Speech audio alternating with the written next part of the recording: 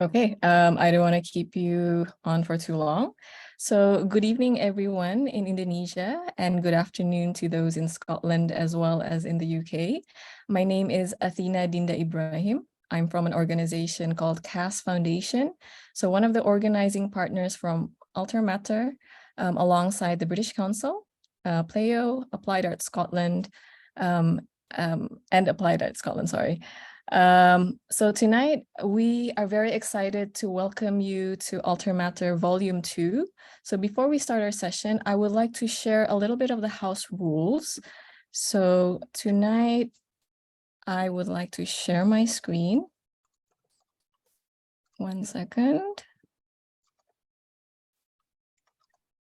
So tonight we would like to ask you to please keep your mic muted at all times. And this session will be recorded online and we will put it up on YouTube. So if you are on this session, you are agreeing to have your images and messages in the chat column recorded and later published. During the session, if you have any questions, do kindly leave your questions at the Q&A column by writing your name, organization, and also city. And I will summarize your questions to the intended speaker. Or if we have time, we will direct your question directly to the participant.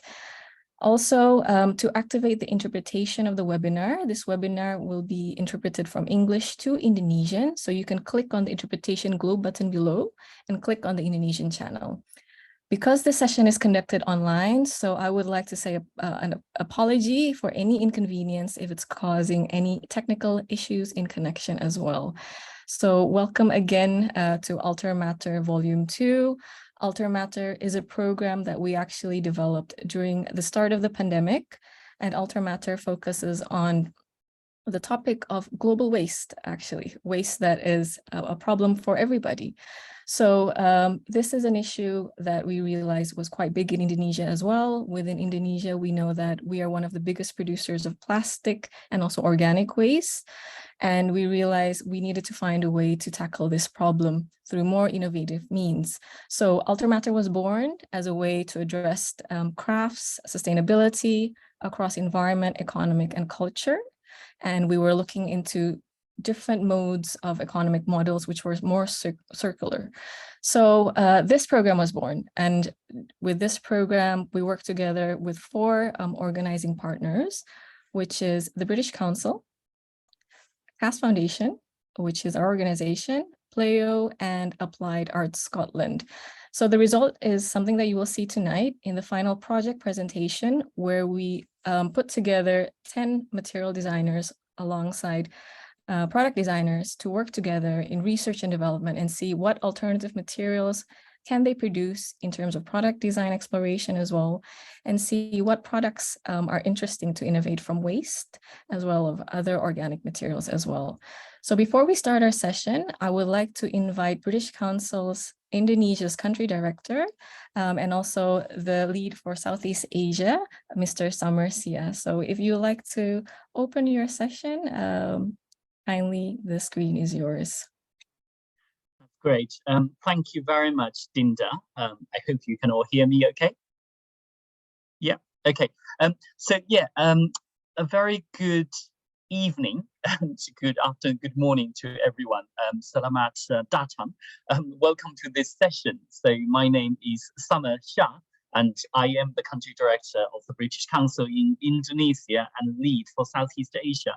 I'm delighted to have the opportunity to speak to you at this session, which, as Dinda mentioned, is really exciting, at this time when climate change, sustainability, environmental issues are hot topics around the world, to know that we have actually a project responding to those issues and challenges really makes me feel proud from the British Council.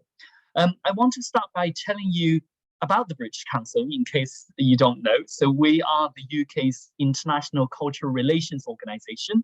Our mission is really to build connections, understanding, and trust between the people of the UK and people around the world, including here in Indonesia. So we are committed to long-term changes and benefits for all countries. And that's why I'm proud to say that in Indonesia, we have been operating since 1948. So this year also marks our 75th anniversary in Indonesia, which is extraordinary. So it gives us a chance to look back in the last 75 years and look forward to the next 75 years. And there are three pillars of our work: arts, English language, and education. So this project sits within our arts and culture pillar. And within that pillar, there are three priorities we work on in Indonesia: creative economy, cultural exchange, and cultural response to global challenges, which is where the Altermatter sits under. Indeed, looking at the global challenge of environmental issues, climate change, sustainability, and how we can use arts and culture as a tool to respond to those challenges and change behaviors amongst communities. So Altermatter is a collaborative program between 5 material designers and 5 product designers from Indonesia and Scotland to enhance the understanding of circular design through mutual problem solving and new solutions. And the 5 project teams of Scottish Indonesian designers have spent 4 weeks in an online workshop and mentoring program to explore the development of new materials through waste and the materials around them, and have developed a prototype of alternative materials and craft products. And I have had the pleasure to see and feel and touch some of these products in the last few months, including most recently, we put on an Altermatter exhibition at our first King's birthday party in Jakarta, hosted by the British Embassy and the British Council. So I'm glad to say that it was an event attended by 1,500 guests, including some ministers and senior level officials. I'm glad that Altermatter was showcased to them to demonstrate how, through our arts and culture work, we're responding to some of these global challenges that are pertinent and relevant and important for Indonesia and the UK. So today you will hear from the 5 innovative project teams who will present their projects. And each project team works with materials that are abundantly available and commonly seen as waste, such as eggshells, ocean plastics, part of the plastic furniture, seaweed, oyster shells.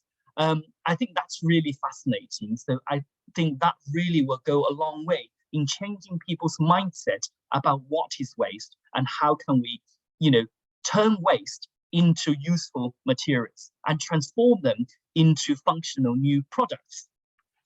And we have been running successfully the Altermatter program last year, and this is the 2nd edition, which is also part of our global program, Cultural Response to Global Challenges, that, as I mentioned earlier. So this is really to focus on the transformative power of arts and culture, where we want to support artistic and cultural expression, recognizing its potential to challenge and change mindsets for a more inclusive and sustainable future for all. So I hope you will see through this project how the British Council's global arts programs demonstrate our ambition to support the delivery of the SDGs as part of our shared values, ensuring that the UK and Indonesia actively participate in the global efforts to improve lives and protect our planet. So my congratulations to the 5 material designers and the 5 product designers from Indonesia and Scotland who have come together, learn from each other, collaborate and innovate to creatively respond and address on some of the environmental issues. So I just want to name all the designers: Krista Matutino and Rebecca Wilson, Dito Anando and Sarah Divan-Lan, Jivan Ranga and Chloe Xingyu Tao, Henry Subrianto and Bartolomeo Ubansky, and Prashita Adinadini and Renuka Ramanjuan. So I hope I didn't mispronounce any of your names. If I did, apologies. So congratulations to all of you. And of course, my thanks go to the program partners who have worked with us since the first iteration of Altermatter: Applied Arts Scotland, Playo, and of course, the CAST Foundation. And last but certainly not the least, I want to thank my fantastic arts team, Kemi, Lavina, and Luna, for making everything possible. So thanks again, everyone, for joining us today. I look forward to a very productive and exciting presentation and discussion. Thank you. Great. So thank you so much, Summer. As you mentioned about the collaboration aspect was very important in the entirety of this program. As you mentioned, this was a collaboration between 4 organizations. So I would like to shout out as well to the organizing teams as well. From Applied Arts Scotland, there was Claire, and also there was Lynn. From Playo, there is also Adil, Linda, and as well as Gita. And from my team as well, there is myself, Buzaleha, as well as Mbak Ade, who was part of the organization team here. Also, I would like to give a shout out to the mentors, which is Nancy Marguerite, as well as Sam Batiste, who was very paramount in the entirety of this program in pushing all the designers to develop their product design as well. So as we go with the show tonight, I would like to invite the first presentation by group number 1, which is by Rebecca Wilson and also Chris Matutinur. So Christmas as well as Rebecca, whenever you're ready, the screen is yours. Thank you for the chance and opportunity. So here we are. Rebecca, are you ready? Yeah, I'm ready. Yes, you can start first. So we, Christmas Tutinur and Rebecca Wilson, invite fellow craftsmen and designers to consider the concept of the 20-minute neighbourhood from a maker's perspective. Next slide, please, Christmas. Christmas Tutinur is a product designer and a material researcher based in Yogyakarta in Indonesia. She explores the potential of everyday waste as alternative production materials, waste products such as banana peduncles, eggshells, tea waste, garlic stalks, and garlic peels. I'm Rebecca Wilson. I'm a designer and maker and a craft educator based in the rural Scottish town of Dunblane. I approach craft from a conceptual angle, welcoming people to question the value of humble objects by rematerialising them in a luxury context. We believe that as producers of goods, independent makers, designers, and craftsmen have an important role to play in inspiring people to consider environmental impact in their day-to-day living. We call upon makers to take up the 20-minute neighbourhood challenge as a tool to interrogate the sustainability of their own creative practice, and by doing so to inspire others within their communities to consider the climate crisis in their everyday lives. So the 20-minute neighbourhood is a growing global movement which explores a world where people can fulfil most of their needs within a short walk or cycle of their own home. The benefits of local living in this way are wide-ranging, from reduced emissions and increased health benefits to better educational provision and a more equal society. Town centres become more resilient, with greater cash flow being retained within the local economy, and entrepreneurism and small-scale businesses benefit as a result. Local living in this way is a major step change that provides a more sustainable alternative to our globalised consumer lifestyles. We invite makers and craftsmen to examine the 20-minute neighbourhood from a creative perspective and to introduce materials available in their own immediate surroundings to their existing practice to create an experimental prototype. So, so we start to challenge ourselves to use what we can find in our own communities and studios to create a range of statement jewelry. By recontextualizing waste in a luxury setting, we aim to highlight the potential value of throwaway commodities. So we start from the eggshells and silver scraps and also biscuit trays. This is the first waste stream. We throw away 8.5 million tons of eggshells each year, and the eggshells in landfill create odors, attract rodents, and harbor harmful microbial growth. Here are the pictures from where we collect the eggshells scraps and also the other scraps or waste. And then the waste stream 2, naturally occurring plant materials offer low impact alternatives to mineral colorants. So we start to collect the local colorants surround us, and then we try to produce which color that suits best for our materials. Here, the waste stream 3, even plastic litter, such as takeaway containers, chocolate boxes, lids and pots, and even meat trays, we can use it and repurpose it because it provides ready-made molds that we can use in these experiments. And then we add some values to this project by using silver scrap from our jeweler's workshop that is easily recycled in the studio and repurposed. We also cast the eggshells into some samples. Here, 3 of them. I'm bringing right now the duck eggshells, and then the quail eggshells, and the chicken eggshells, as we can see in our screen.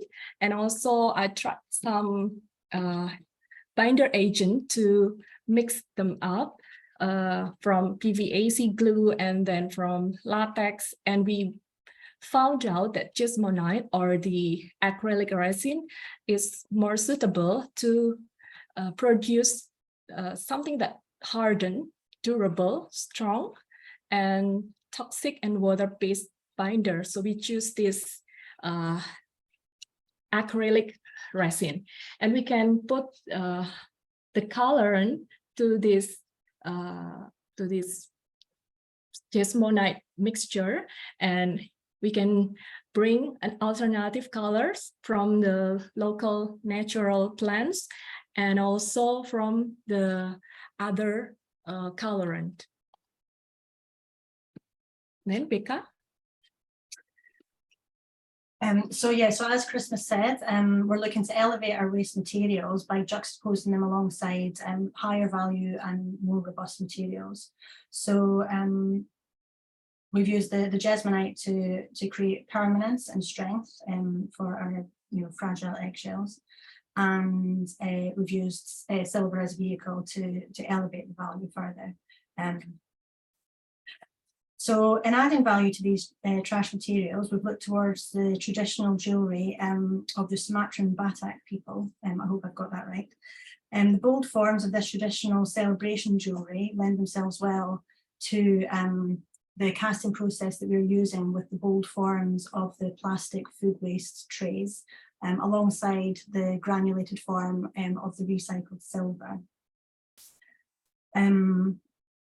So we're referencing the ancient technique of granulation using our silver granules, and we're paying homage to both traditional aesthetic and the heritage craft skills of the Batak people by referencing their imagery in this way. So these are some of the samples that we have come up with. So we have now a collection of junk-inspired jewellery that's assembled from gem-like components on a precious scale, and they've been assembled together with the silver and the jasmonite so that they become something more valuable than the sum of their parts. So through this project, the contemporary problem of litter finds an elegant solution reimagined as a collection of luxury statement jewellery.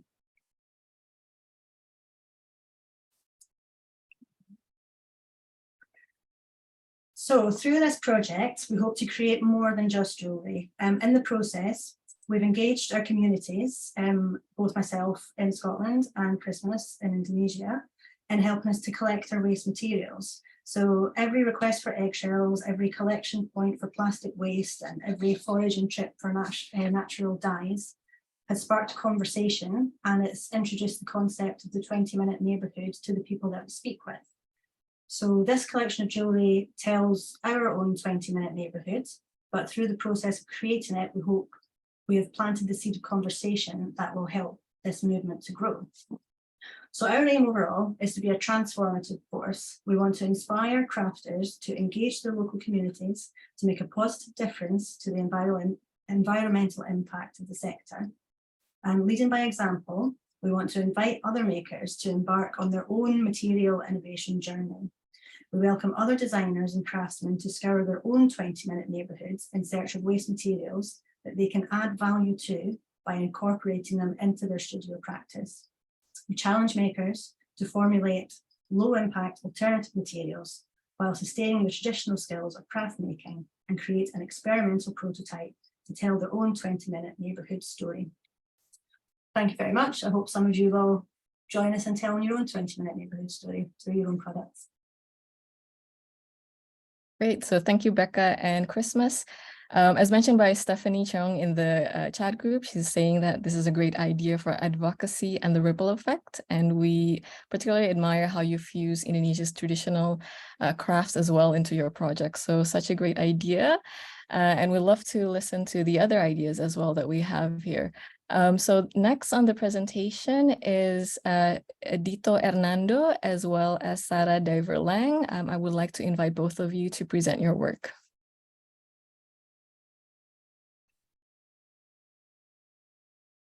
Hi, everyone.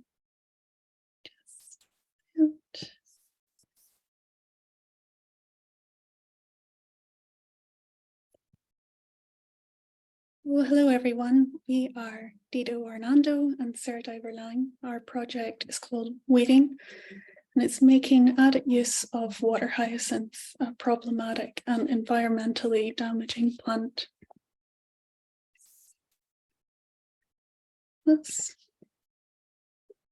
I'm a designer maker working in Scotland. I make work which is a reflection of our design heritage. I aim to make work which creates positive solutions using natural materials and sustainable processes. Hello, everyone. My name is Dito Hernando. I'm currently working as an architect and interior designer based in Surabaya, Indonesia. But I also have a small startup company called Recently. At Recently, we aim to utilize issues in aquatic ecosystem by creating new sustainable material. Right now, we work with water hyacinth in a natural lake called Rawa Pening in Central Java, Indonesia. We managed to create a non-woven textiles from the stems of the water hyacinth. Next, please. So what exactly is water hyacinth? Water hyacinth is an invasive plant that grows rapidly in water bodies, especially in tropical countries like Indonesia, India, South America, and even some part of Africa. They cause troubles in aquatic environment, killing fishes by took away the oxygen in the water, blocks sunlight, and kills the plants and algae under the water, and eventually declining the water content. In places like Central Java, Indonesia, lakes becomes main clean water supply for many people. Next, please.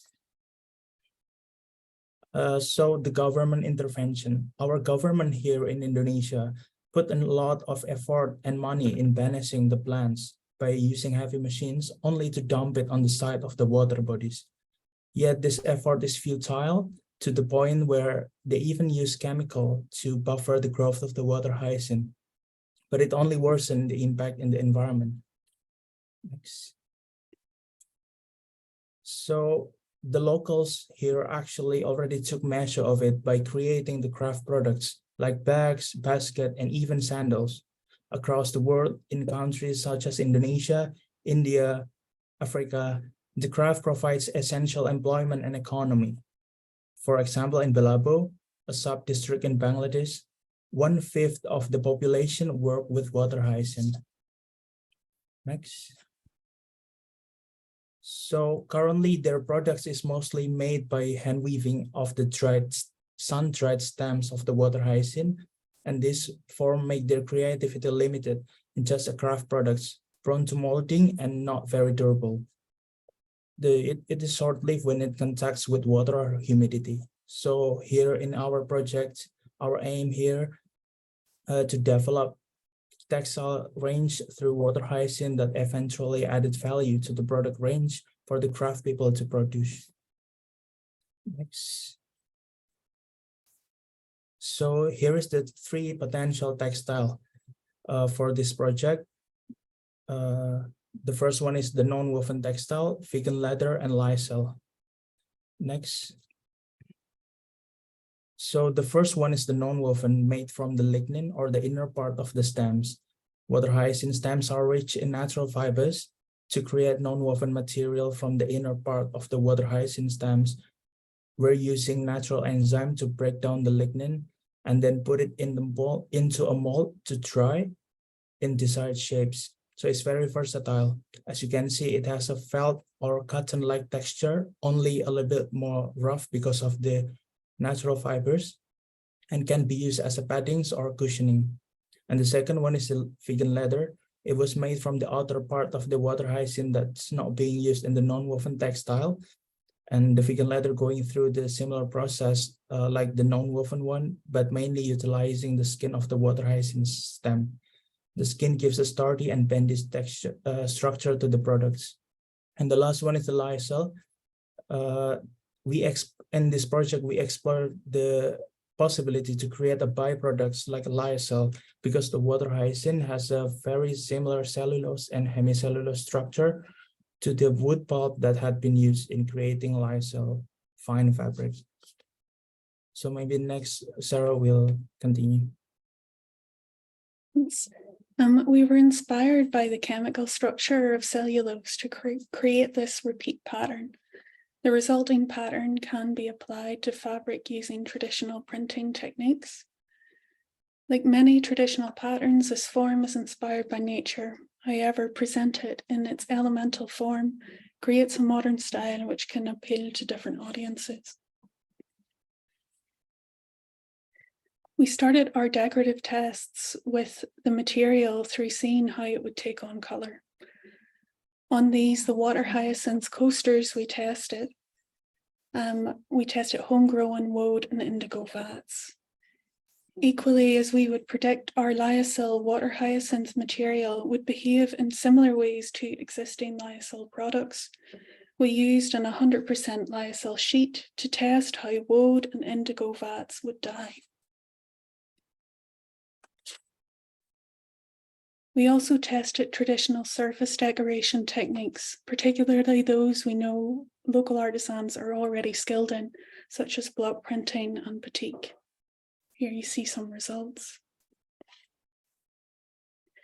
Having explored dye and surface decoration, we then started to consider what products we could make with these textiles. We took inspiration from the low stools used by local artisans in their making. Here we have a mock-up of a low stool. The wadding is made from our non-woven material, and the upholstered are lyocell printed fabric. In our product design, we also wanted to tap into the existing skills of local artisans in weaving. Here our stool again is filled with the non-woven fibre and covered in lyocell, woven into a seat. However, we also wanted to include our vegan leather fibre, so designed this backrest which has straps made from the leather product. This video shows the material strength. This example includes the skin and pulp, and the skin gives it more sturdiness and is not broken down as intensely as our non-woven fibre. This foldable design shows how the piece could be portable or used outside. But finally, we wanted to use all our textiles together in one piece. This shows the vegan leather's arm rests and the straps to hold our printed fabric, stuffed with our non-woven fibre. On reflection, we hope we've started to achieve some of our aims as we set out on this project to add value to the water hyacinth weed. And I'm going to have to move your lovely faces so I can read the presentation. We wanted to offer a wider range of potential products so we can increase local artisans' product offer, increasing income potential. We wanted a modern design using traditional processes to reach new audiences. And we wanted to increase the use of water hyacinths to reduce the environmental damage. So the next steps of the project, we've really enjoyed this collaboration and wish to continue on this work.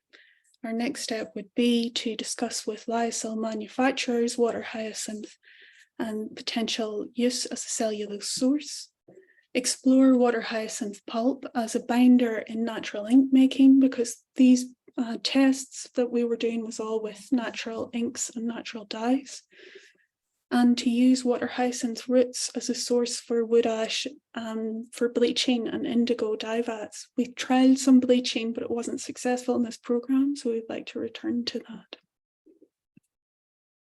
Yeah, so I have a great time collaborating with Sarah. She's an amazing partner. I'm grateful that she's my partner. And maybe in the future, if it's possible, we want to do more experimentation by combining copper with water hyacinth to explore the usage of the natural dye or the chlorophyll of the water hyacinth through its leaf. And also, if possible, we would love to actually creating one of our products that we showed previously by using the 3 materials. So I think this is Weedings, and thank you, everyone. Great. So thank you so much, Dito and Sarah. An amazing work. We admire how you not only answer to problems of waste of water hyacinth and how they grow a lot everywhere in Indonesia, but it also answers to a cultural problem that you were mentioning about forming benches for the women to do their crafts as well. So it answers to a few problems that we thought was quite amazing. So we'll get back to your project. We'll currently move on to the next project, which is a project by Gifan Rangga and also Chloe Singyu Tao. So whenever you're ready, the screen is yours.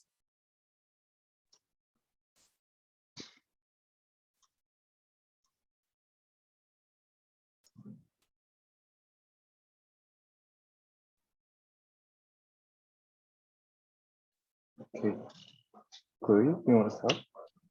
Yeah. Hi, everyone. This is Givan and Chloe, Group 3. Our project is called Tricoral. It's a modular public furniture, and we will explain a little more on the name later. Next.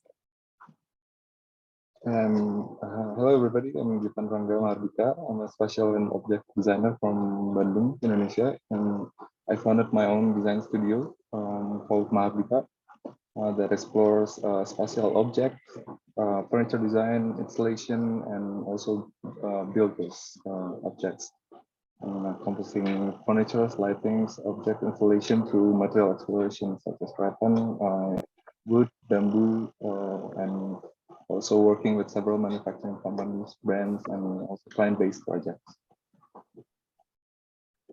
I'm Chloe. I'm a lecturer and a researcher at Altermatter University, but I'm actually in Indonesia right now.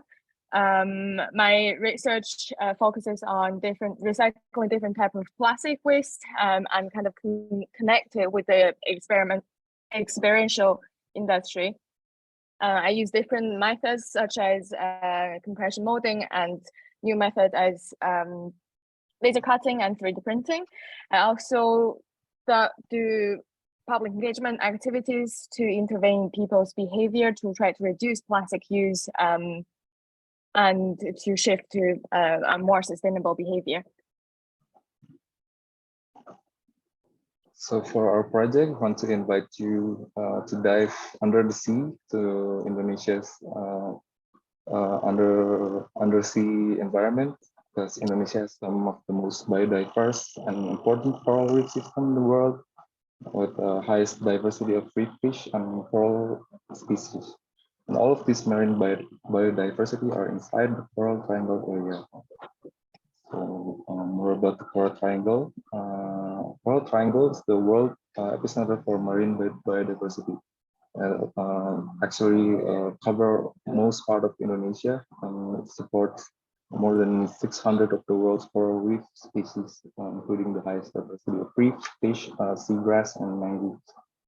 But unfortunately, many marine ecosystems in the Coral Triangle are under threat from anthropogenic impacts from human activities by the seaside or companies.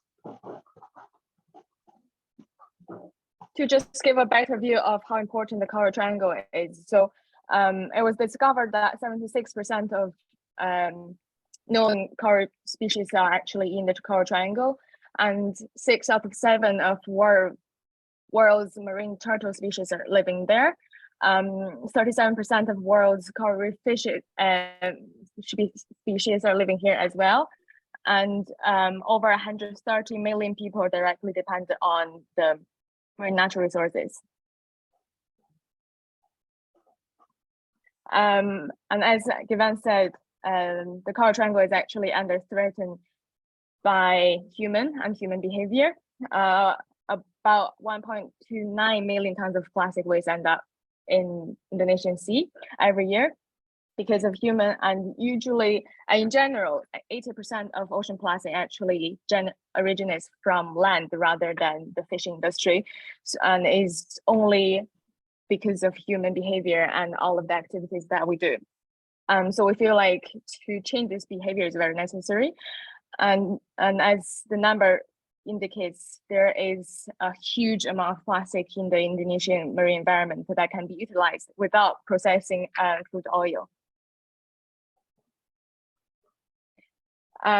We classified 4 types of pressure that are currently on Indonesian marine ecosystem and biodiversity. First of all is domestic pressure, which comes from residents and the industry. The second one is foreign pressure, which Indonesia actually imports a lot of plastic waste from other countries. And there's also, Indonesia is a very popular tourism destination. So the tourists actually produce a lot of plastic waste as well. So 4 of these together are actually really harming the beautiful environment and the coral triangle. So to respond to these problems, our intention and hopefully our value is to list the 3 pillars that we propose of the cultural narrative that we could encourage user behavior, both tourists or locals, to act more wisely to their waste, and also inspiring with recycled crafts to the locals and craftsmen. Also material awareness to utilize ocean plastic waste, and then transforming the ocean plastic waste into something more beautiful, to transform the trash into something functional. And then we wanted it to be inclusive also, so it could be a public access object that are also modular system that can be easy to use for people. And so we hope these 3 pillars catalyzing a statement object and a dialogue starter for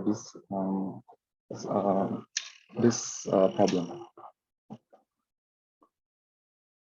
And in this project, we want to create a chain effect that the coral triangle we hope to reduce the amount of plastic in the ocean, but we know that the effort will not be enough to actually reduce how much is actually in there.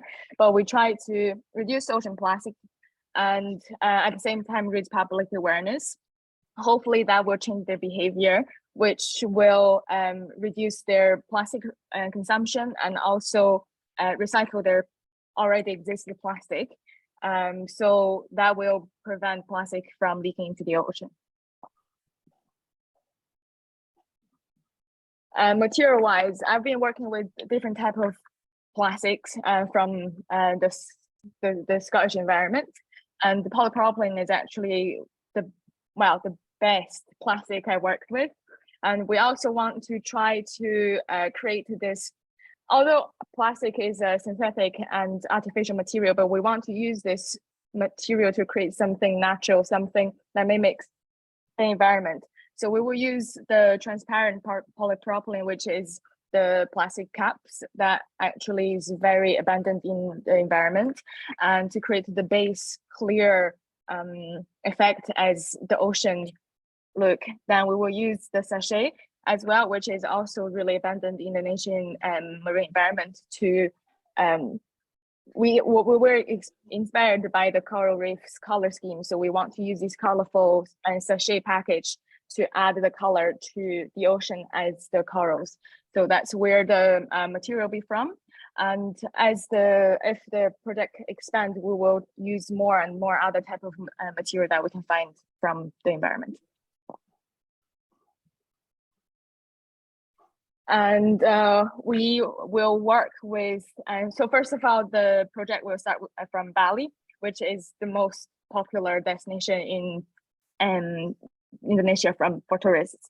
So we work with Bali beach cleanup individuals and communities to collect the material, and we will decontaminate the material because I work with ocean plastic, and actually to get it cleaned is actually a really challenging job because some material has already been in the environment for hundreds of years.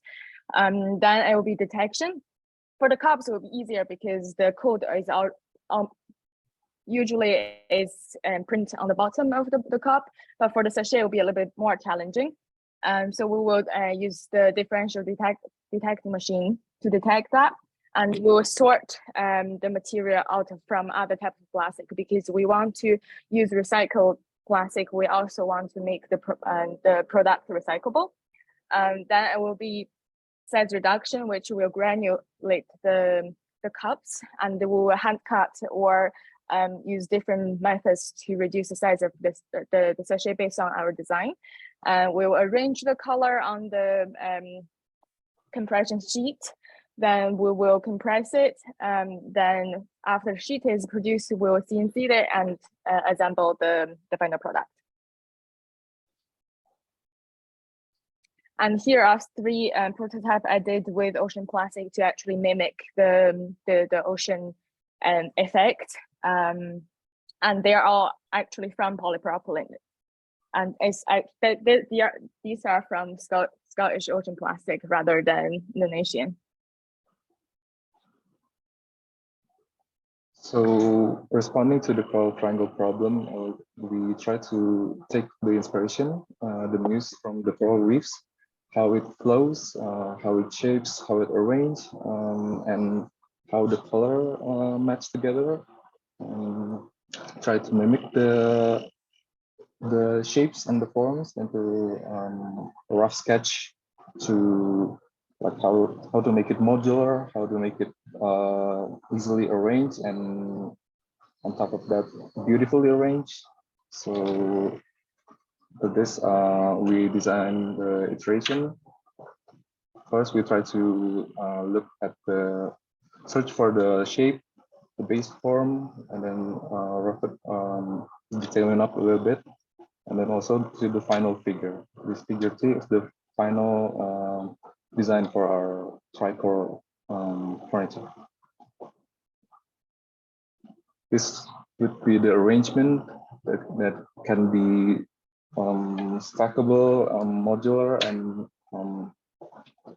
assembled in many different ways and many different spaces. We could use it one by one or arrange, and this is the module.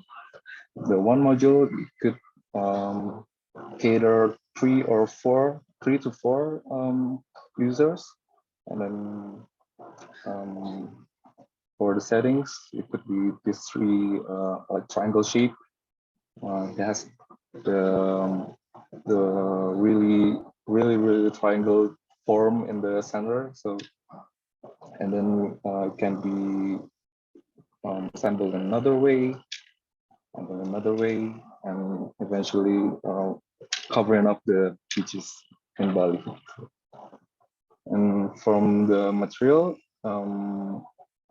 we arrange the colors to seaside color for the base one, and the sunny day in the beach for the second one, and the deep sea color for the third one. So the deep sea maybe has a more transparent material from the transparent polypropylene. Then this is what it looks like in the beach. Can be put on the sands or in the seaside on the beach boardwalk. or then close to the ocean, but it's not really possible because it will washed up to the ocean. Then maybe it could be set into more public space settings. It could be doing just fine with the spaces. And then maybe because we focus the sourcing in Bali, we try to implement the tricoral into the beach clubs, because there's abundant beach club in Bali, so it could be like more of a public installation or an exhibition in the beach club. So we try to have an interactivity in our project. First one is a public installation. User can scan the QR code on the tricoral to learn more about the coral triangle and how to take action. And also tourist hubs like souvenirs and trinkets made from the off-cut panel of tricoral, made into jewelry, 3D puzzles, and ornaments. And as I said earlier, there's challenges with processing the material, for example, the decontamination and detection. So we want to work with Indonesian local authorities and communities to create job opportunities to do these jobs. And that will help to increase the local employment rate and create a more clear environment and boost local economy, which is as a result from attracting more visitors.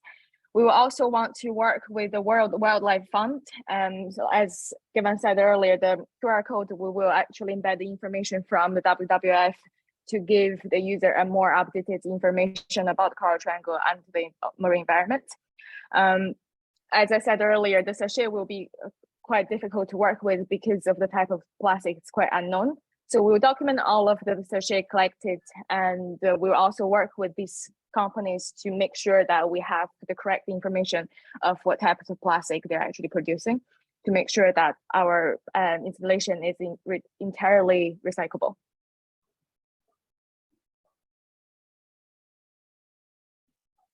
And Given already mentioned of all of these social, environmental, and economical impact earlier. So we want to educate and encourage locals and tourists to raise their awareness about the ocean plastic issue. And I forgot to mention earlier, local Indonesian awareness on plastic is actually really low. Like, a lot of people don't really know where to go or even to recycle the plastic. And when tourists come to a touristic place, they actually don't recycle as much as they're at home. So we try to change this kind of social norm.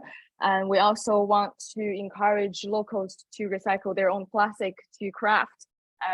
On the way to my accommodation in Bali, I actually saw a lot of shops. There are a lot of craftsmen actually making doors, making furniture. So we want to encourage locals as well to work on this social issue. As well as we want to reduce the amount of plastic in Indonesia from doing so. And we want to increase job and tourists coming to Indonesia as well. So to wrap things up, our tricoral modular public furniture blend the environment and the user behavior, both local touristic areas, and it's functional, it's aesthetic, an educational product that brings benefit to various aspects in Indonesia and also the Indonesian people. So thank you. This is tricoral. Thank you. Great. So thank you so much, Chloe and Gifan. It's an amazing project. It's circular project in so many ways. You were thinking about the social impacts as well, and also how to get people involved as well.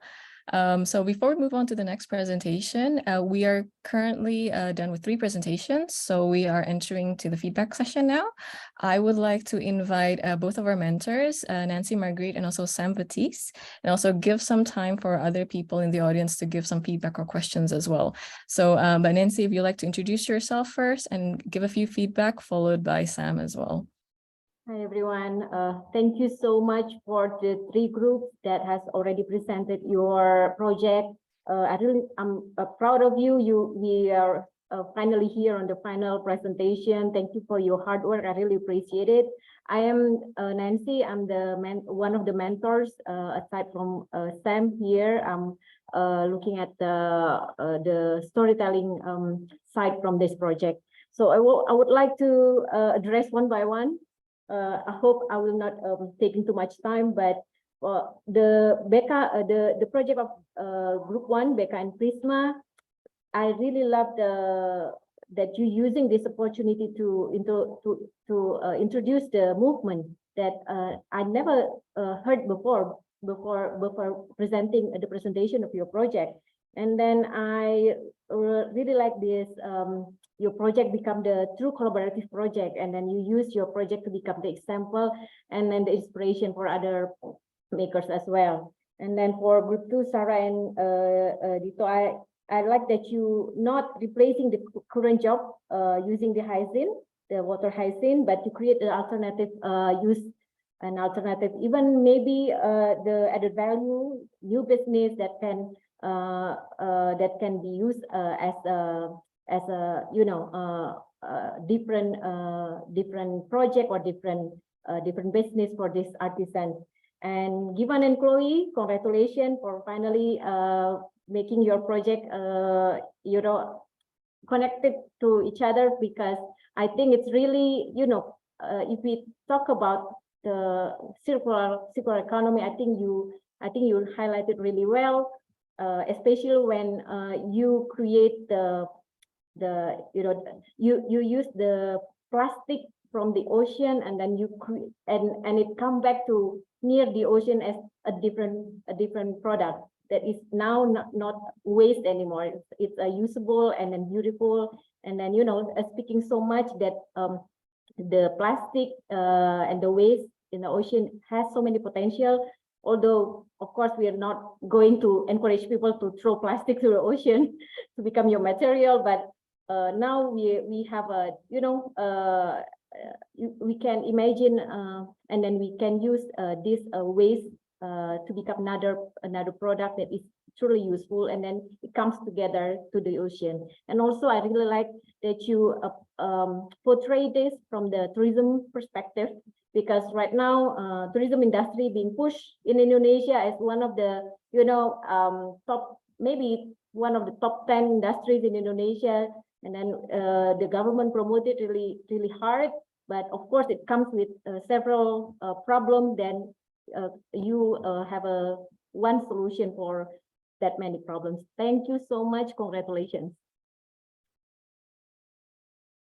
Sam, I would like to invite you to share some of your thoughts. Hi there, everyone. I'm Sam Vitesi, one of the mentors. I'm an academic at Edinburgh Napier University. Oh, again, just I loved it last year. I've loved it this year too. Just gorgeous. So the first project with the eggshells. What was so amazing about working with both of you and the project in general for me was that you nudged the material innovation along, and the thing that you did with the eggshell in this luxury context, while still using the plastic molds and things like that, that probably would have been enough for the project in itself. But in addition to that, you created this amazing kind of method that I know, Christmas being an academic, maybe wouldn't have thought that way. It was, you could have absolutely easily just have gone forward just with material innovation, but to open things up like that was absolutely amazing. I think we could write a paper on that stuff. I think it's I just thought, just an unexpected innovative way for the whole project to go, and it was just fantastic.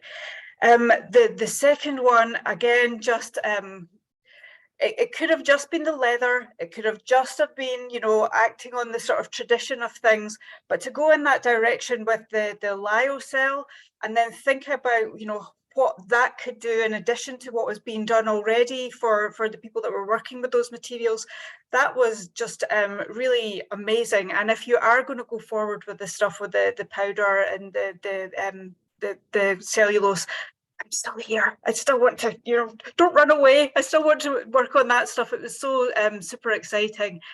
The final project there, to see the plastic in that kind of context with that beautiful chair design, and to actually tackle that issue of getting people to engage with issues through beauty is really tricky. And I think you really managed it. You'd be sitting on those chairs, thinking about the coral, thinking about the beautiful place, and thinking, even though the chairs are beautiful, that, you know, don't use this plastic again, don't use these sachets, don't use polypropylene. So to manage to do those things together, I think was completely amazing, and you did it so well. So thank you. Thank you for letting me see that. So thank you so much, Sam, for your feedback. I'd like to use this opportunity to actually invite some of our audiences to share some of their feedback as well. So in the chat box, I am seeing Audience Guide. If I can invite Audience Guide to introduce yourself and also to share your feedback or your question.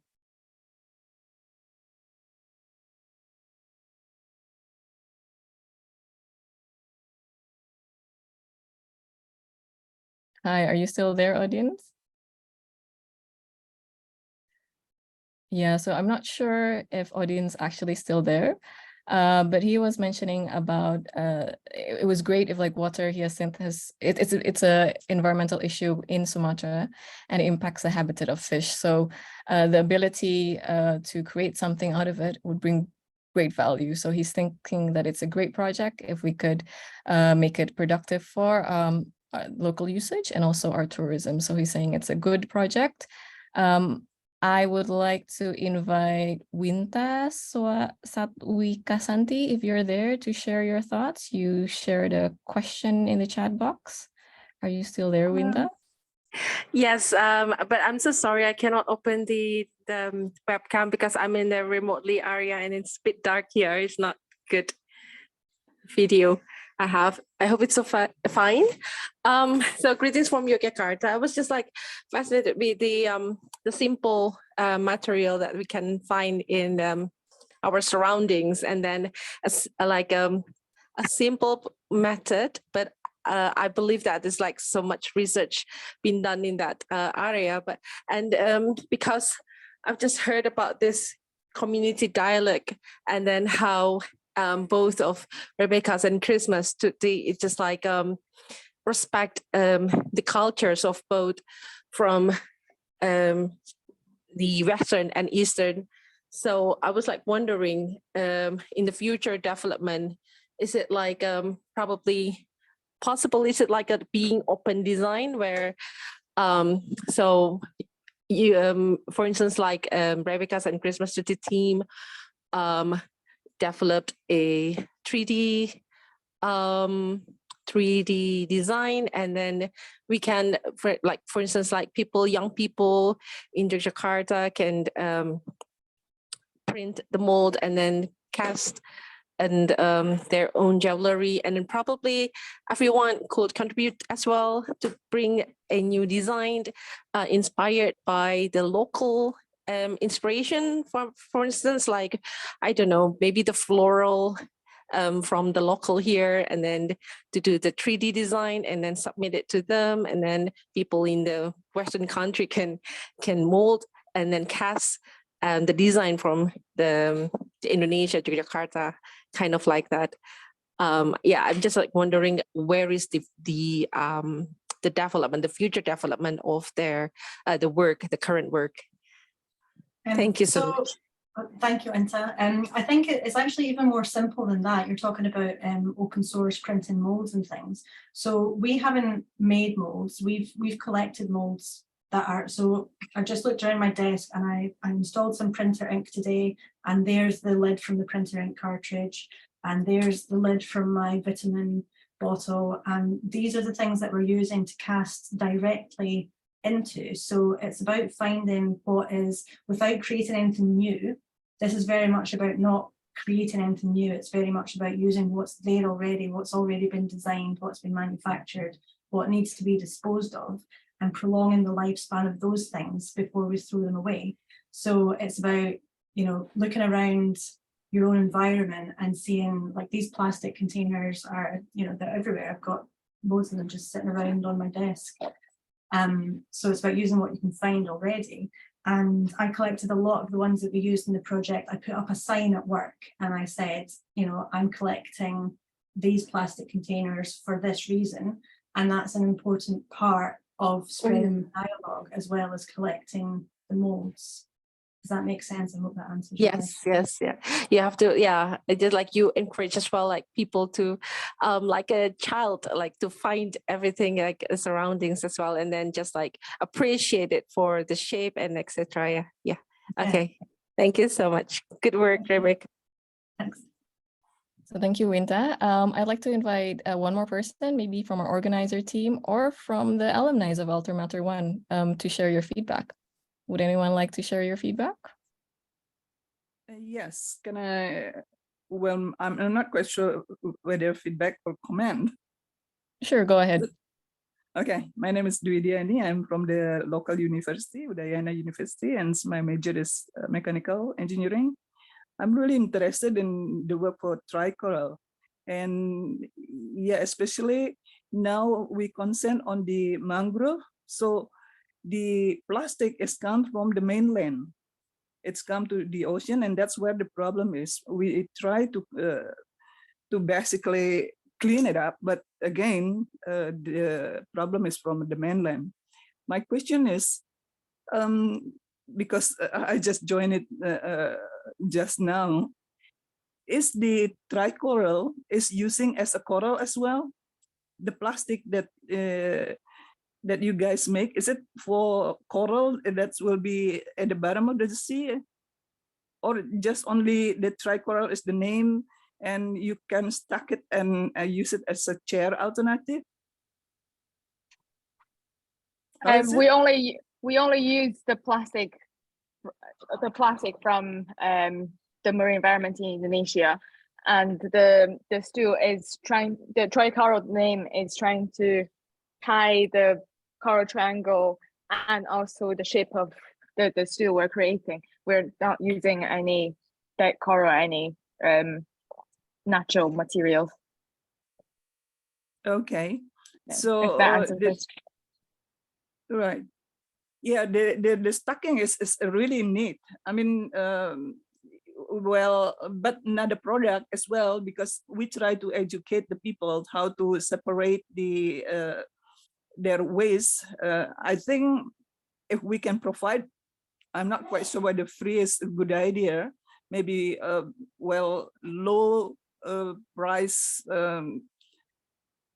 garbage bag or garbage containers. I think that will be a good idea, because then we can make it for a huge amount. So it's mean that also absorb the huge amount of the plastic waste. Yeah, we had thought about also produce a bin, but with the time limit, only 4 weeks to work to produce all of these products, it's quite challenging. But that's part of our like future idea to actually, you know, produce more and more other type of public installation, and to as we also take the advice from the mentor that currently with the locals' awareness about waste and everything, it will be quite challenging to actually engage them to put correct things in the correct bin. So that will cause more problem that everyone just put everything in the bin. So we'll try to step by step to first raise the awareness, then incorporate more and more ideas into this project to and tackle this problem. Yeah, it's true.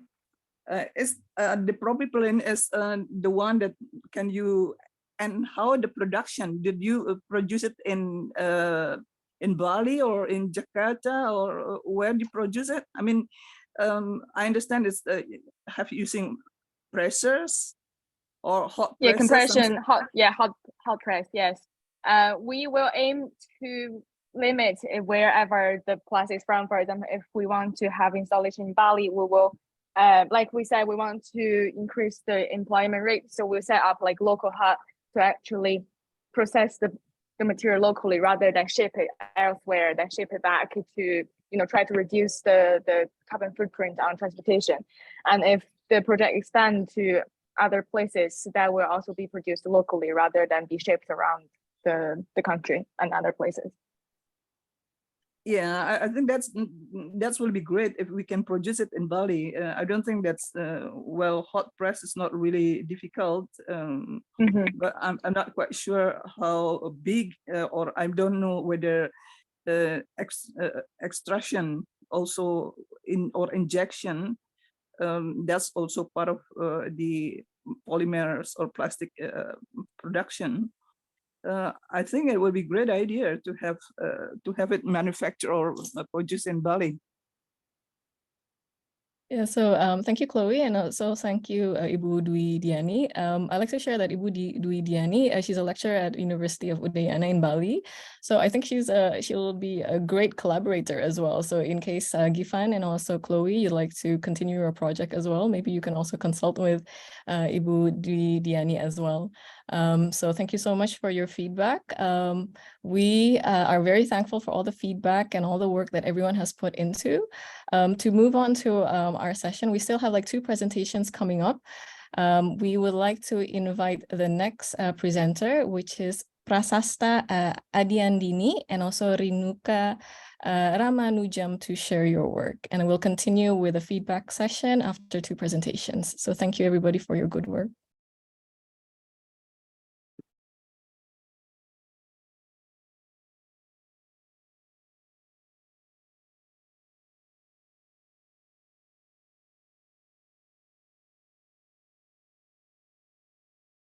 Hi, everyone. Sorry about that. I just needed some time to unmute. Hi, I'm Rainika, and I've got my collaborator here, Prahasta, and together we have created a project, Remode Bag.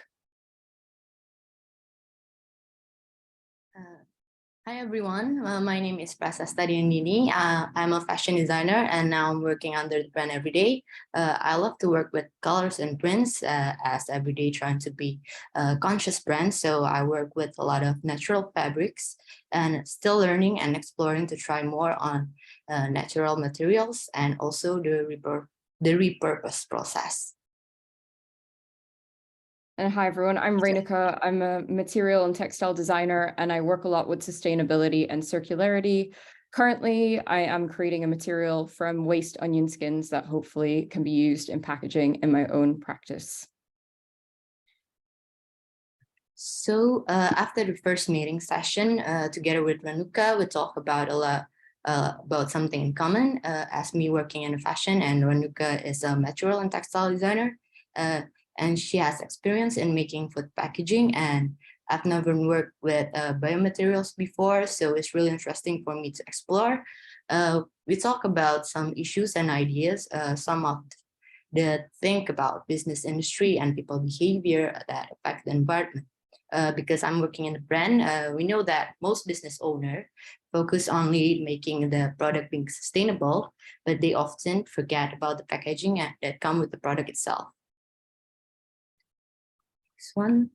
So we come to the issues. One of the issues is the packaging industry is a shopping bag, because everyone uses it in any products, which is not environment-friendly materials, and also not a long-term use item. It's easily thrown away. The impact of the environment is pretty bad, and the option right now is still not resolved the problem. So the plastic bag is easy to use, lightweight, and really cheap. It used to be the first option for carrying groceries until clothes packaging for online shipping. But we know that people keep buying stuff and they end up throw the plastic bag away. So the replacement for that is the reusable bag. It has a stronger materials and more durability, but it also takes energy to make. So if the bag was reusable and having more durability, but it doesn't stop people from having more. So chances are the majority of households, including yours, have a multiple reusable bag lying around. So we thought it would be good to ground our project with an actual case study. So we came across the Citarum River in Java, which is unfortunately the world's most polluted river, not only because of the plastic waste, but because there are at least five textile dye factories that pour their wastewater into it. So we thought, with all the plastic pollution, particularly shopping bags that contribute to this, how can we create something that helps mitigate the damage, but also could help clean up the water as well? So by all of this, we want to create a product that can replace a single-use plastic bag and also a reusable bag with the same function without making it too natural, but in a fun and playful way through colors and design. And we also aim to bring a positive effect both to the users through their buying behavior and the environment use and also the end of life. Yeah, so just to add on to that, we also wanted to, through materials and the social impact, we wanted to create something regenerative. So choosing locally sourced materials to help boost economies and ensure that the material could stay in a circular loop locally. So this helped inform our material choices. So what we thought was quite important was to make something that could work across both Indonesia and Scotland. So looking at the industries in both, we found that seaweed was a huge industry and also the seafood industry. So in Indonesia, sea moss is exported widely. Indonesia is the largest exporter of it, and it gets converted into this compound called carrageenan that's used in food, but it can also be used to make bioplastics. Unfortunately, the carrageenan is converted in other countries. So we were thinking, if we create a product that's made out of carrageenan in Indonesia, could we create a new local economy for the conversion of carrageenan? And both sea moss and its counterpart in Scotland, oarweed, grow in ridiculous amounts. So it's a highly renewable resource. And the other thing is oyster shells. So there's a lot of oyster shell waste. 10 million tons are produced around the world annually. And apart from being a readily available waste stream, they've got a really interesting quality. Even when crushed up shell, they can help filter heavy metal contaminants in water, of which there are a lot in textile dye wastewater. So we thought bringing the two together to create a composite material could create a really positive effect for a polluted river. And so the material process, the sea moss, it comes in its powdered carrageenan form, and this can be put into a liquid solution and turned into bioplastic sheeting. And you can integrate powdered oyster shell into this to create a rubbery, leather-like rough textile material, or you can draw it out in threads. This one, the mood board for our design, the inspiration we have mostly around water, and materials itself comes from the sea, because our intention is to bring positivity to the river that will end up to the ocean. So we try to reinterpret that to the design in a fun and playful way. That's why we choose waterways for the prints our motifs. And we feel the responsibility to be responsible with our color, having looked at the river with a lot of textile dye wastewater. So we've chosen these as our sources of color. We did consider seaweed dyes. However, within the scope of the time of the project, it would have been quite difficult to integrate that because that's still a very emerging field. So we decided for the scope of this project, we would focus on known natural color sources and their counterparts we've included in Scotland that are native there. But that's something we may like to explore in the future. So I've never worked with carrageenan before, so this is a really fun project with me to get to start experimenting with this. And I just wanted to share, because this project is about creating fun and beautiful materials, I wanted to share some of the visual visually interesting outcomes that were produced during the experimentation phase. So I started off by trying marbling techniques to sort of mimic the waterways. And this historically carrageenan has been used for marbling, and I just wanted to see how this would work in a set sheet. Next, we tried embedding the oyster shells, so drawing with the oyster paste and trapping it in the carrageenan, and then using sort of powdered debris to create an airbrush effect and melting the carrageenan on itself to create a thicker, stronger material. And next, upping the ratio of oyster shell in the composite material to create, again, this leather-like textile material, and extruding it into threads, which I've tried to weave into a sample there. And that, again, something I'd love to keep developing. And Processa also talked a lot about how she uses the waste again in her own process, and I wanted to try and mimic that here as well. So using a lot of the offcuts from the sheets material that was developed, created little embellishments or even hang tags that could be used, as Processa was also talking a lot about packaging and the need to improve on that. So these are some of the very first sketches. We want the bag to be functional and also easy to use. We try to design it to match their people needs. So the first one, we want to make it functional. We added some drawstring in the design to make it more secure for the shopping bag, and choose the double straps for shoulder handle, and that make it more stronger and easy to carry. And we added some additional details for the pockets, key loops, and bottle handle to make it easier and to store and even find things in the bag. We also added pleated sides so it can adjust to the volume for our things, but it can be flattened up and then rolled up when it wasn't in use. We also use stronger materials at the bottom of the bag so it can reinforce the bag when you carry your things. So these are the prints that has the inspiration from the waterways. The next one is also still inspiration from the waterways, but we also added some seashells prints. So one of the challenges is there's a wide range of people that we have a various type of styles. So it's a challenge for our product to fit into the market.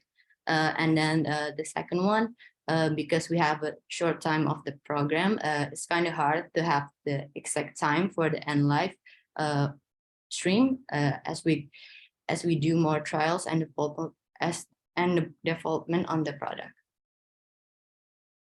And some of the next steps that we're looking at with thinking about how the material goes towards being a product. Well, just firstly, I started experimenting with 3D surfaces, casting on 3D molds, and that's something I wish I had more time to do. But it does, if you can see the sample at the bottom, it does take embossing and surface quite well. And that's something that could be useful for the user in various applications, or just something to make it aesthetically more diverse.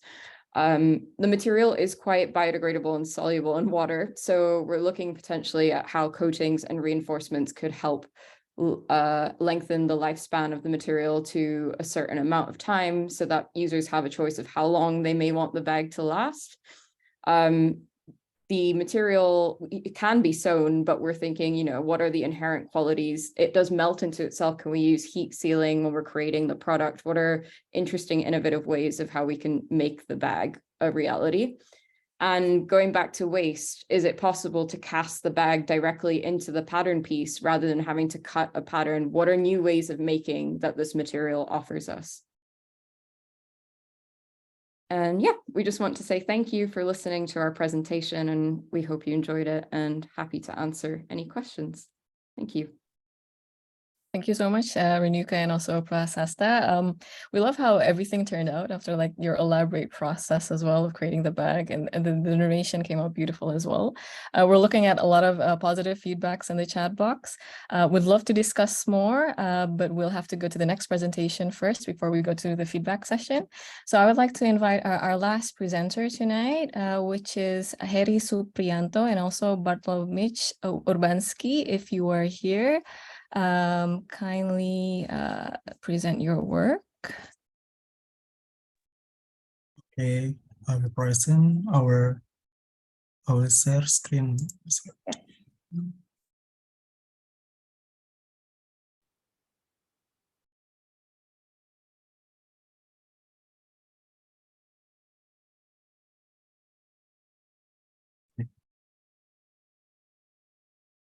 Okay, good evening and good afternoon, everyone. It's great to see you all here today. And now we will present our project in this Altermatter Volume 2 program. The name of project is the Monostool.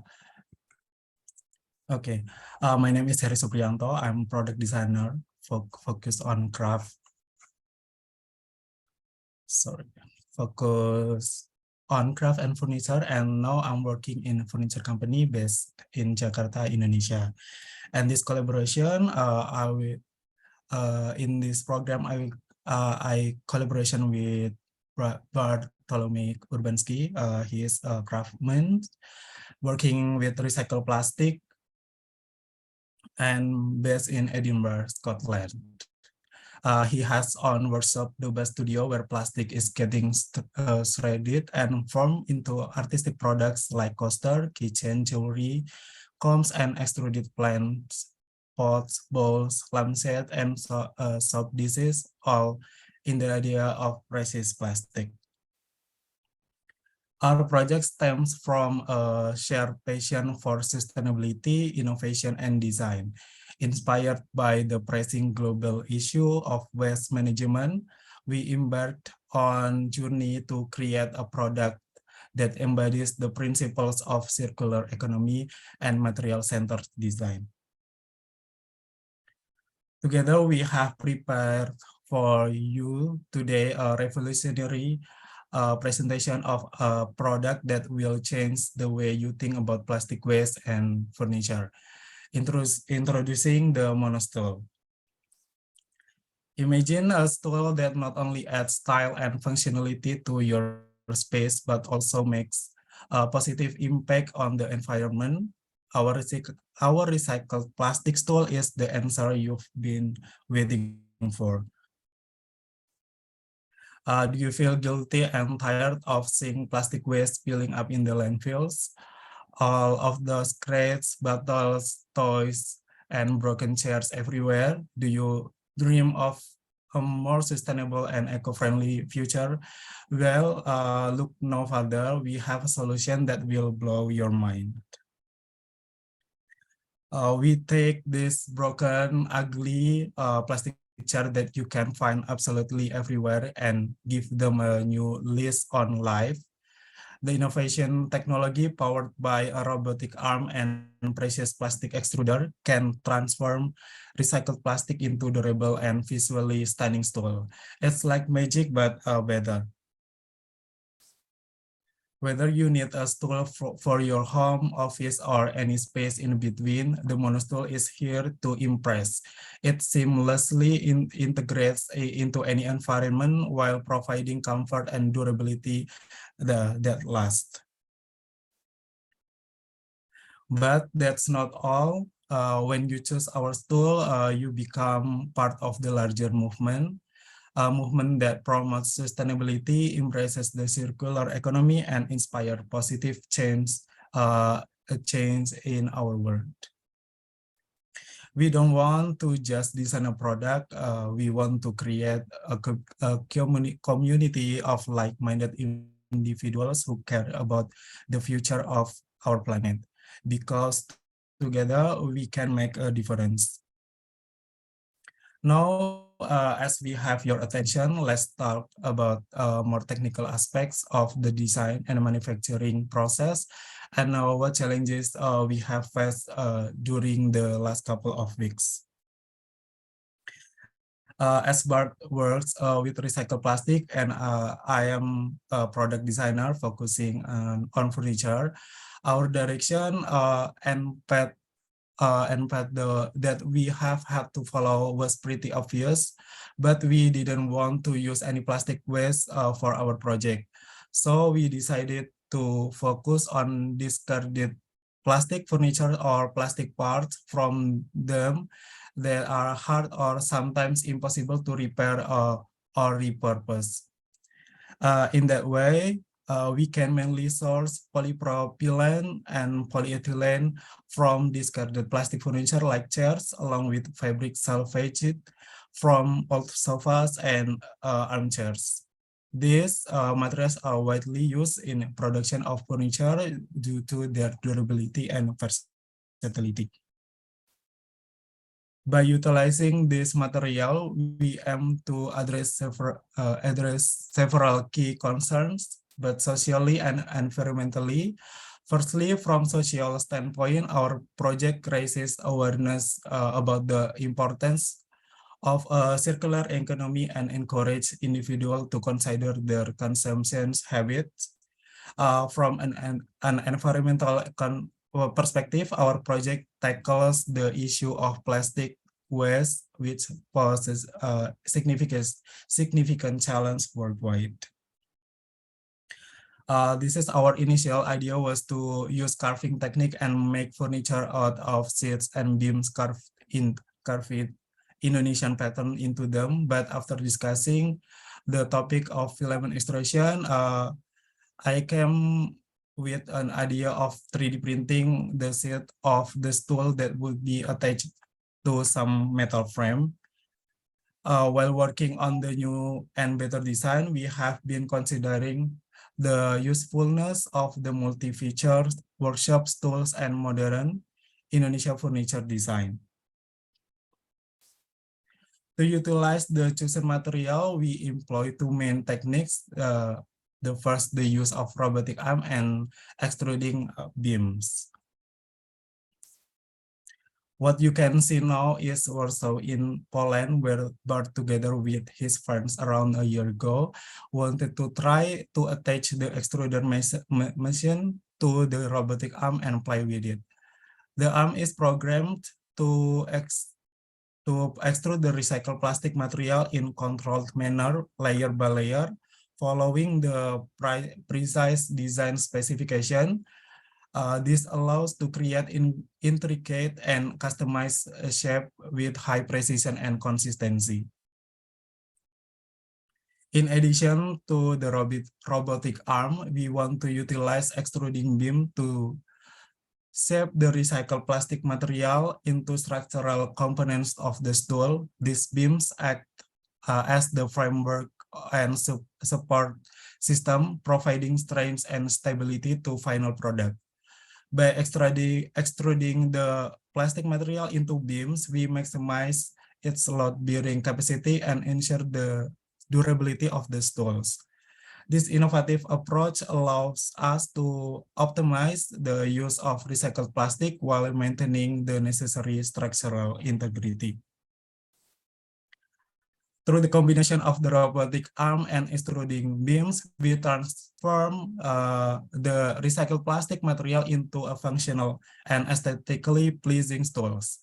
This process showcases the potential of utilizing advanced technology and sustainable materials to create innovative and eco-friendly products. In the design, we try to combine the techniques commonly used by Doba Studio and Precious Plastic. We tried to explore patterns that can be used on seat and basket part of products, where this pattern is inspired by Kawung Batik from Indonesia. And we wanted to functionally, so the detachable basket will be a good addition. Space efficiency is also important for shipping and storage of the stool. That's why it's easy to stack if can fit in a small standard size box. The impact of our project is multifold. Firstly, it reduces the amount of plastic waste that would otherwise end up in landfills or the environment, contributing to cleaner and healthier planet. To make one stool, we would need to use around 2 broken plastic chairs. Secondly, it promotes resource efficiency by giving a second life to discarded materials, reducing the need for new raw material and conserving energy. Thirdly, our project fosters a shift toward more sustainable and responsible design practices, inspiring other designers and manufacturers to explore similar approaches. Ultimately, our aim is to create a positive and lasting impact on both environment and society. Our stool represents the fusion of sustainability and design, where recycled materials are transformed into functional and stylish furniture. By embracing the circular economy, our product embodies the potential for change, showcasing how waste can be repurposed into innovative and eco-friendly solutions. Through this statement piece, we aim to inspire the conscious and responsible lifestyle while adding beauty and functionality to any space. I think that's all for the presentation. Maybe Bart want to give us some words, Bart.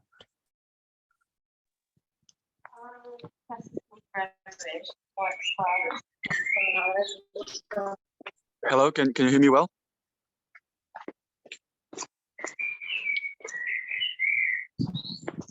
Hello, can anyone confirm that you can hear me, please? Yes.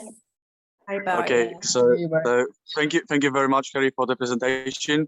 I was really worried that I will not be able to join today, and everything was said on the presentation, and I wanted to join right now to say thank you for Harry for the collaboration. Thank you so much for all the mentors for all the mentoring sessions, and right now I think it will be the part to answer any questions from the public. Great. So thank you, Bart and Harry, for your work. It's amazing to see your mono stool and see how functional it is. So now we are entering the discussion, also the feedback session. I'd like to invite by Nancy to kind of share your words and to be followed up by Sam as well. So by Nancy, if you'd like to give your feedback. Yes, thank you so much for your presentation, Professor Renuka, Bart, and Harry. Good job, guys. And Professor and Renuka, I really like that you direct your energy to solve the, I think, still unresolved problem of the fashion industry. That is the packaging for fashion. And then we try with reusable bag, and then it becomes, you know, another line of product. Because me myself, I'm guilty. I'm a hoarder of a reusable bag. I have 50 right now, and it's really refreshing to listen to your presentation and promise that this reusable bag will dissolve in water. So I will be looking forward. Hopefully, we will be able to realize this project later on into a finished product, maybe a beta version probably. That we can test out in the market, and then me ready to be the first user of it. So thank you so much for that. And then it's really refreshing to because I think product needs to have a life cycle, and then to create promise to the people that will buy the reusable bag, that it will be safe to discard. I think it's a good promise. Weirdly, it's a good promise. So yeah, I think you understand that. And Bart and Harry, I really like the that you to have this project into a straightforward process. You create a new plastic stool out of broken plastic chairs. I think it's really answering to the problem of discarded ugly plastic chairs everywhere. I see your photos, you know, this ugly white garden plastic chairs, you know, that set. I believe most of us will have seen that, and I think I have that also in my backyard. So it really comes in a beautiful product. It looks fun, the design's beautiful, the stackable, functional. I think it's great, and yeah, the material is abundant. Again, we don't want to encourage people to create, you know, ugly plastic bag to become your material, but this is already we try to solve, like, you know, the current problem with the problem with plastic chairs. Congratulations for both teams. Congratulations, great job. Thank you, Nancy. Can I invite Sam to share your thoughts? Oh my goodness, I just loved both of them. Just so fantastic. What I particularly loved about the first project was, you know, there are a few materials that are kind of like that are talked about in fashion, you know, things like the kombucha slime, and I spoke to Renuka a bit about Mark Doris that works at our place that has started to create a sort of PVC alternative from seaweed already. But none of them are particularly aesthetic. You know, if we were all wearing materials like this, it would just, you know, that it would solve everything. It would all dissolve and it would all be perfect. But when you're talking about the fashion industry, it's about desire and you know, beauty and things like that.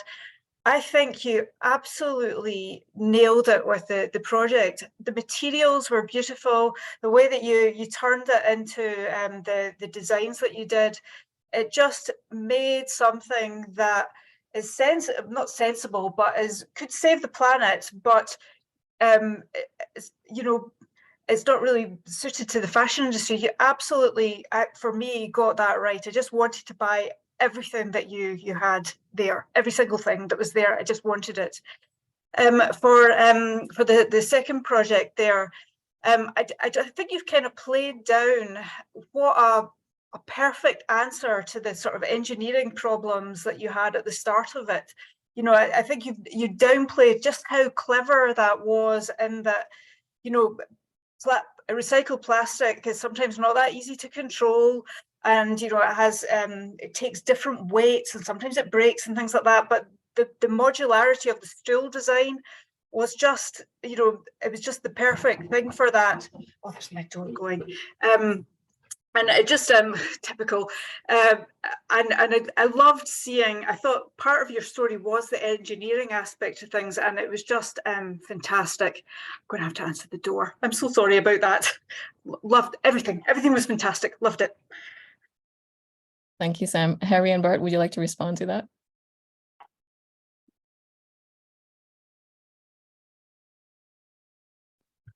Thank you, Sam and Nancy, for the feedback.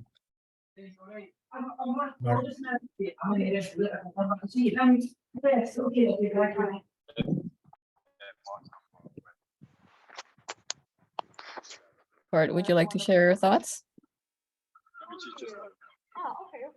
So, sorry, mine? Sorry. Yeah, would you like to share your thoughts after the feedback? Yeah, thank you very much. I really love to hear the feedback from both from Nancy and Sam. Every time it's really enthusiastic, and I really like every single comment that they had. It really helped us to develop it. So I'm not surprised that it was the same way this time. So really thank you, and thank you very much for everyone for listening to our presentation as well. All right, thank you so much, Harry and Bart. We have one question. I think one from Camelia Harahap. So Kemi, would you like to ask your question directly to Renuka and Prasasta?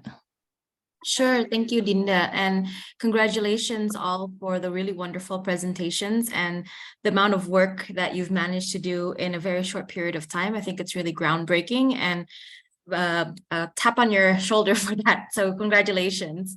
So yeah, I just had one question for Prashasta and for Renuka about your project, because I think I kind of was too distracted by how beautiful your bag was that I didn't really catch whether or not how long the bags would actually biodegrade. And I think I think Nancy also mentioned that it will dissolve in water.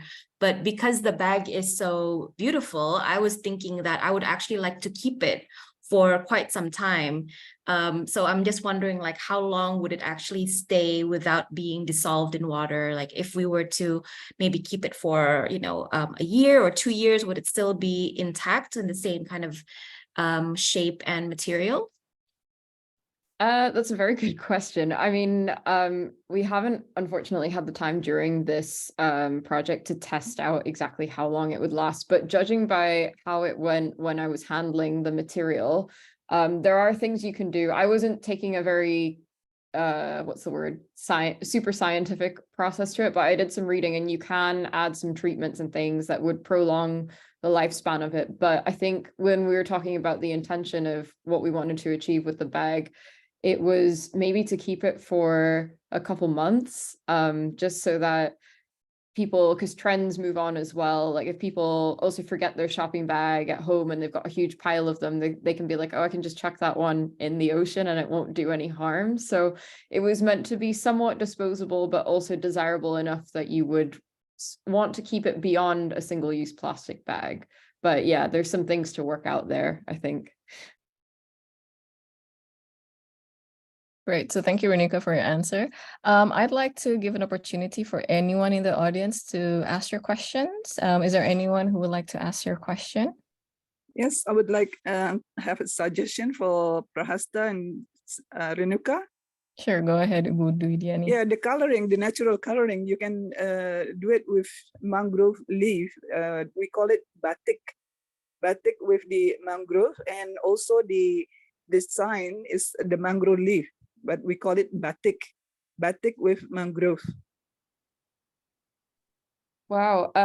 When you say because when I think of batik, I'm thinking of the wax process. Is that so? This is different? No, not really, but we still call it batik. But it's like you dye it, and then you put the pattern, and then roll it, and then the leaf of the mangrove will leave the print on the textile.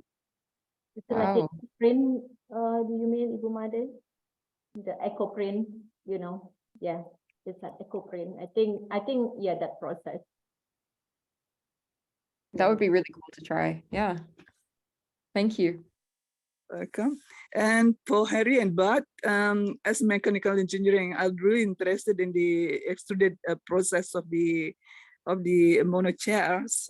Love to see you guys when I'll go to Jakarta.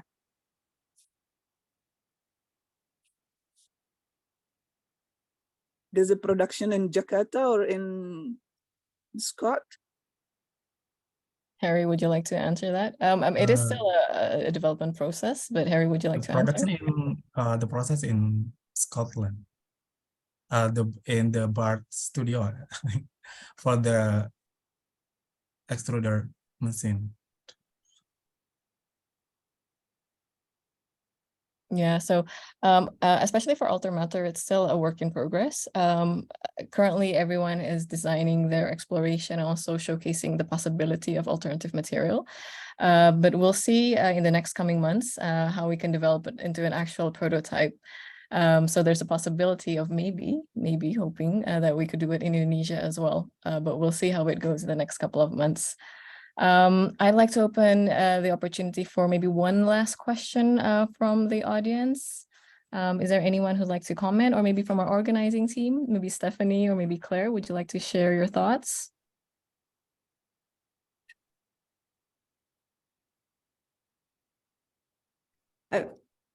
Yeah, just so proud of you all. The projects are all fantastic. I couldn't even begin have the time to go through feedback enough for each of them, but I think that all the projects show a clear depth of research, narrative, messages, and the fusing of abundant and natural resources are really strong in all projects. So thank you for your energy and effort and skill set.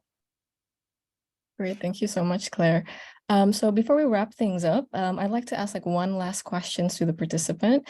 You've all done an amazing work for the past 4 to 6 weeks.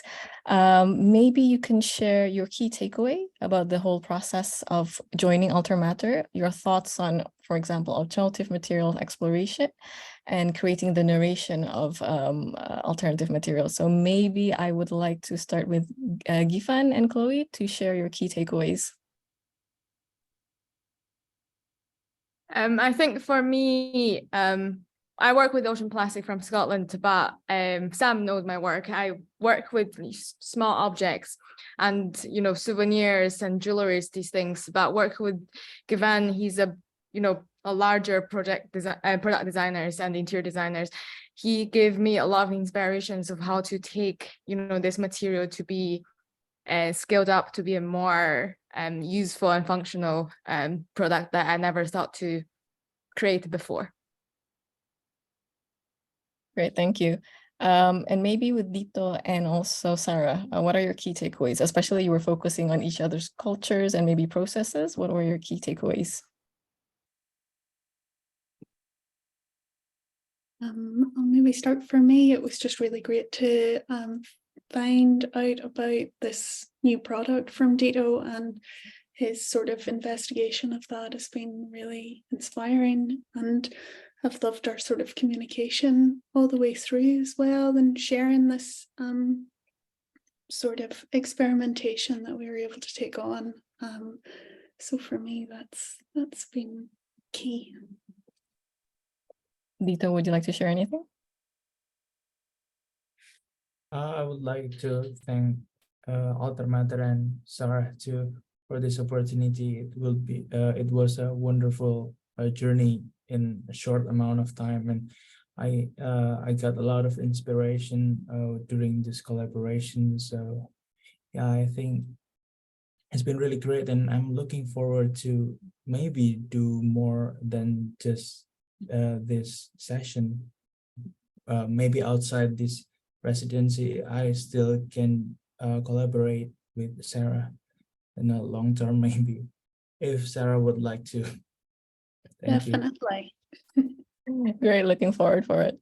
I'd like to ask maybe Harry and Bart and also Prasasta and Renuka, what would be the next steps for your project after joining Altermatter?